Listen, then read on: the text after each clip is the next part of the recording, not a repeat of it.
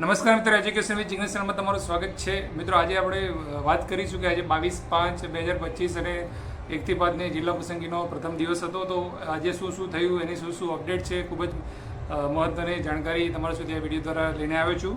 તો સૌપ્રથમ વાત કરીએ તો આજે કોને બોલાવવામાં આવ્યા હતા. તો 1-5ના જે સાયન્સના કેન્ડિડેટ છે એમને બોલાવવામાં આવ્યા હતા, અને સાયન્સમાં જે PH કેટેગરીના કેન્ડિડેટ છે એમને બોલાવવામાં આવ્યા હતા, અને સામાન્ય પ્રવાહમાં PH કેટેગરીના કેન્ડિડેટ છે એમને આ પ્રથમ દિવસે બોલાવવામાં આવ્યા હતા. તો જેટલા પણ ઉમેદવારોને આજે જિલ્લા પસંદગી થઈ છે એને તમામને એજ્યુકેશન વિથ જિગ્નેશ ચેનલ વતી ખૂબ ખૂબ શુભેચ્છાઓ છે. અને વાત કરી લઈએ આપણે કે આજે સવારથી જ આપણને ખબર હતી કે જે પણ સીટો ભરાય છે એનું વેબસાઇટ ઉપર જે લાઈવ સ્ટ્રીમિંગ મૂકવામાં આવ્યું છે કે કેટલી સીટો ભરાય છે. તો હાલ આપણે જોઈએ કે 6:50 સુધીના ટાઈમની વાત કરીએ તો જે સામાન્ય જે છે એમાંથી 43 સીટો ભરાઈ છે જે PH કેટેગરીના ઉમેદવારોએ લીધી છે, અને સાયન્સમાં 224 જગ્યાઓ ભરાઈ ચૂકી છે.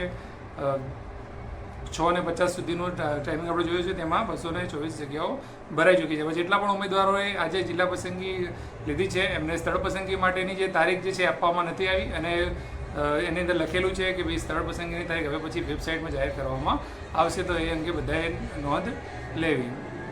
હવે ત્યાં આગળ શું પ્રોસેસ હોય છે એની થોડી વાત કરી લઈએ તો દરેક સાથે બેસાડી 50 લોકોને ત્યાં અંદર બોલાવે છે, અને વિવિધ પ્રકારના જે ફોર્મ જે છે અલગ અલગ આપવામાં આવે છે. એની અંદર અલગ અલગ બાંહેધરી પત્રકો હોય છે, ત્યાં સમય અને તારીખ અને સ્થળ બધું લખવાનું હોય છે. આપણું જે મેરિટ જે છે એ મુજબ બધું અંદર દર્શાવેલું હોય છે. જિલ્લા પસંદગીનો ક્રમ માટેનું ફોર્મ આપેલું હોય છે. હવે ખાસ કે EWS વાળા ઉમેદવારોને જે મૂંઝવણ હતી એ બાબતમાં વાત કરીએ કે જાતિ વેરિફિકેશનનું જે ફોર્મ જે હોય છે એ બાબતમાં જે કેટેગરીવાળા હોય છે એમને એ ફોર્મ આપવામાં આવે છે. એની સાથે પેલા ડોક્યુમેન્ટ જે હોય છે જોડવાના હોય છે, તમે ઓપનમાં લો છો તો પણ. અને હવે વાત કરી લઈએ કે EWS માટે પણ એક બાંહેધરી પત્રક લખાવવામાં આવે છે ત્યાં આગળ. તો EWSમાં તમારું જે સર્ટી જે છે એની અંદર જે પણ વિગતો છે એની અંદર એ ભરવાની હોય છે. બીજી વાત એ કે જે પણ ત્યાં આગળ સર્ટિફિકેટ જે હોય છે આપણા, એની તમામ સઘન એકદમ ચકાસણી ફરીથી પાછા કરવામાં આવે છે. ત્યાં મેરિટ અંગેની કોઈ પણ એમને પ્રોબ્લેમ લાગે તો ત્યાં ઇસ્યુ થઈ શકે છે. તો એક ઉમેદવાર એવા હતા, એમને કંઈક મેરિટ બાબતમાં કંઈક પ્રશ્ન એવો થયો હતો, અને તો એમનું 0.5 જેવું મેરિટ જે છે એ કટ કરવામાં આવ્યું છે. તો આ ખૂબ જ મહત્ત્વની બાબત છે કે ત્યાં પણ આ વસ્તુ થઈ શકે છે. આગળની વાત કરીએ કે હવે જે જિલ્લા પસંદગી તો થાય છે, પણ સ્થળ પસંદગીની અંદર મેરિટ ક્રમ કેવી રીતે ગણાય છે એની થોડી વાત કરી લઈએ. તો સાયન્સ પ્રવાહ હોય કે કોઈ બી કેટેગરી હોય કે ગમે તે હોય, જ્યારે એ જિલ્લાની અંદર જશે સ્થળ પસંદગીમાં, અને સ્થળ પસંદગી માટે જે મેરિટ ક્રમ ગણાશે એ એક કોમન મેરિટ ક્રમ આખો નીકળશે, એવું ત્યાંથી પૂછવાથી જાણવા મળેલું છે કે અહીંયા તમારું જે પણ મેરિટ જે છે, હવે તમે અત્યારે લઈ લીધું પહેલાં તો એનો મતલબ એવો નથી કે આગળ આવશે. તો જેટલા પણ ઉમેદવારો ત્યાં જશે સ્થળ પસંદગીની અંદર, એ સાયન્સ હોય, સામાન્ય પ્રવાહ હોય કે કોઈ પણ કેટેગરી હોય, બધાનું એક જનરલ કોમન મેરિટ નીકળવાનું છે, અને એ મેરિટ ક્રમ પ્રમાણે જ સ્થળ પસંદગી આપવામાં આવશે. એ આ કંઈક ખૂબ જ મહત્ત્વની અપડેટ આપણે કહી શકીએ છીએ. ત્યારબાદ આપણે વાત કરીએ ત્યાં સ્ટાફની. તો ઉમેદવારો જે પણ ગયા હતા એમનું કહેવું એવું છે કે ત્યાંનો જે સ્ટાફ જે ખૂબ જ સપોર્ટિંગ સ્ટાફ છે, અને એ બધી જ બાબતમાં હેલ્પ કરે છે, સમજાવે છે, બધું કરે છે. અને જિલ્લા પસંદગીની બાબતમાં પણ જે કોઈ પણ એવી મૂંઝવણ રાખવાની જરૂર નથી.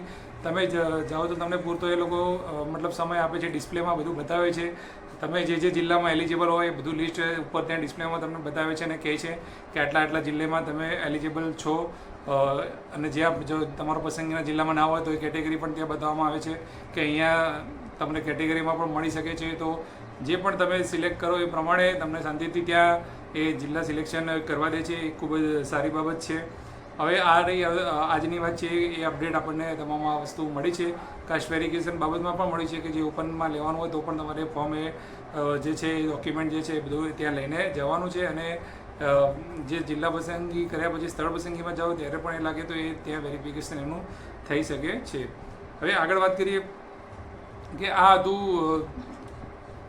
આ સ્થળ પસંદગી. આજે જે વાત કરીએ આપણે જિલ્લા પસંદગીની, એ જે PH વાળા અને સાયન્સવાળાની જે હતી. હવે આવતીકાલે શું થવાનું છે? તો આવતીકાલે 23 તારીખ છે, અને બપોરે 1 વાગ્યા સુધીમાં, સવારથી લઈને 1 વાગ્યા સુધીમાં હજુ સાયન્સના જે પણ કેન્ડિડેટ બાકી જે છે એમને પણ 23 તારીખનો પણ 1 વાગ્યા સુધીનો સમય આપવામાં આવ્યો છે. તો 1 વાગ્યા સુધી જે છે એ સાયન્સનો રાઉન્ડ ચોક્કસથી એનો ચાલશે.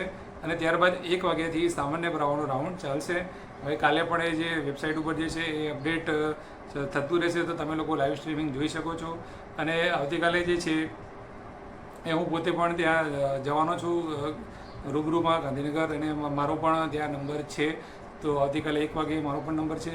તો મારે પણ જિલ્લા પસંદગી કરવાની છે. તો ત્યાંથી પણ જે પણ એક્સપિરિયન્સ હું લઈને આવીશ એ ફરીથી સાંજે અથવા તો પરમ દિવસે આપણે એક વિડીયો દ્વારા તમને બધો જણાવીશું. અને આવી રીતે આપણા જે પણ મિત્રો જાય છે એમના કોન્ટેક્ટમાં રહીશું, અને રોજે રોજની જે કંઈ પણ અપડેટ આપણને ત્યાં મળે છે, નવું કંઈ જાણવા મળે છે, શું છે, શું ચાલે છે, એ તમામ વગેરેની જે અપડેટ રહી એ આપણે આપણી ચેનલ ઉપર તમને આપતા રહીશું. તો તમે આપણી ચેનલને સબસ્ક્રાઈબ ના કરી હોય તો ઝડપથી જલ્દીથી કરી દેજો. અને વિડીયો જો તમને સારો લાગ્યો હોય તો લાઇક કરજો, શેર કરવાનું ભૂલતા નહીં. જેટલા પણ ગ્રુપમાં તમે જોડાયેલા છો, નવા વિડીયોમાં આપણે ફરીથી મળીશું. જય હિન્દ, જય ભારત.